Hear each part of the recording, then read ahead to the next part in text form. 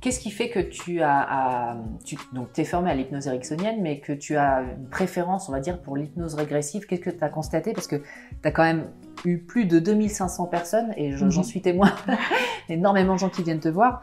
En quoi ça t'a plus parlé, on va dire? J'ai trouvé que c'était passionnant parce que en régression, en fait, on peut partir dans tout ce qui est récit non biographique.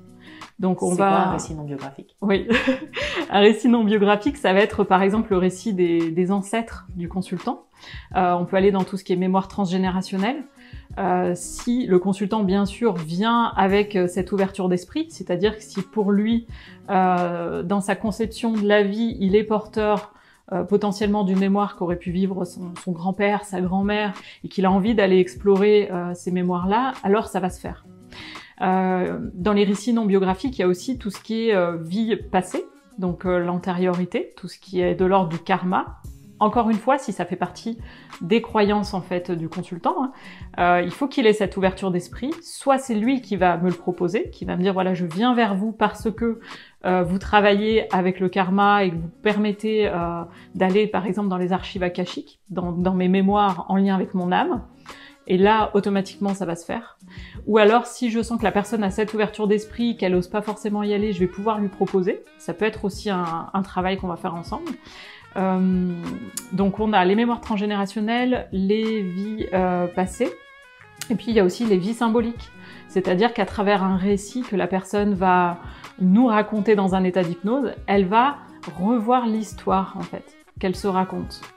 Et c'est là où on peut aussi allier en fait l'hypnose ericksonienne, puisque Milton Erickson lui permettait en fait à ses consultants à l'époque de re-raconter l'histoire que ces personnes se racontent d'elles-mêmes, qui forment en fait toutes leurs croyances. Et parfois on est persuadé, par exemple, hier j'avais une consultante par exemple qui me disait de toute façon dans ma famille on est froid. C'est l'ère glaciaire dans ma famille, c'est comme ça, c'est familial, on est tous froids, on sait tous pas se parler. Et je lui dis, et si jamais vous voyez la chose autrement et que vous essayez de communiquer, et si vous essayez d'être chaleureuse par exemple, comment ça fait pour vous? Et là, elle m'a regardée, elle m'a dit, mais ce n'est pas possible. Mais qu'est-ce qui fait que ce n'est pas possible? Donc l'idée c'est ça, c'est à travers des récits non biographiques, aller chercher l'origine du pourquoi la personne s'est construite autour de ses croyances, de valeurs, et parfois c'est des choses pour elle qui sont même antérieures à sa naissance. Et en fait, ce que tu m'expliquais, c'est qu'avec l'hypnose régressive, tu es vraiment dans la croyance de la personne. Si la personne n'est pas du tout ouverte à ses histoires de vie passée, c'est pas un problème. En fait, tu travailles avec le cadre de croyance de chacun. Exactement. Tu t'adaptes. Je crois que c'est ce qui fait mon côté un petit peu atypique, c'est que je m'adapte pleinement à la personne que j'ai en face de moi.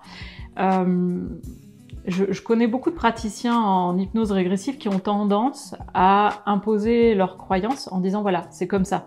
On a une âme, on a eu plusieurs vies antérieures, c'est comme ci, c'est comme ça, vous allez être en lien avec vos guides, votre conscience supérieure.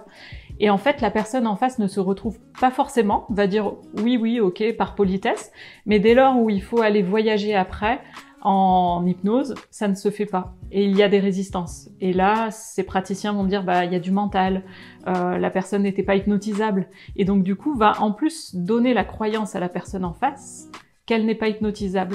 Et là, je trouve que c'est dommage, parce que finalement, si on va plutôt vers la personne, qu'on la rejoint dans ses valeurs, dans ses croyances, alors tout est possible. Si une personne vient vers moi et me dit « moi, je crois que j'ai un guide, et mon guide, c'est ma grand-mère. Depuis que j'ai 10 ans, je sens ma grand-mère tous les jours, et c'est elle qui me guide dans ma vie. » Je vais pas alors lui parler d'un ange autre qui va la guider durant sa séance d'hypnose. Je vais plutôt aller utiliser, entre guillemets, je mets entre guillemets, sa grand-mère en tant que guide dans la séance pour, du coup, l'amener, elle, au changement. Et là, on ouvre, du coup, ce plateau thérapeutique, que j'appelle en hypnose régressive, où le changement est possible. Parce qu'on est dans l'expérience de la personne, on la guide.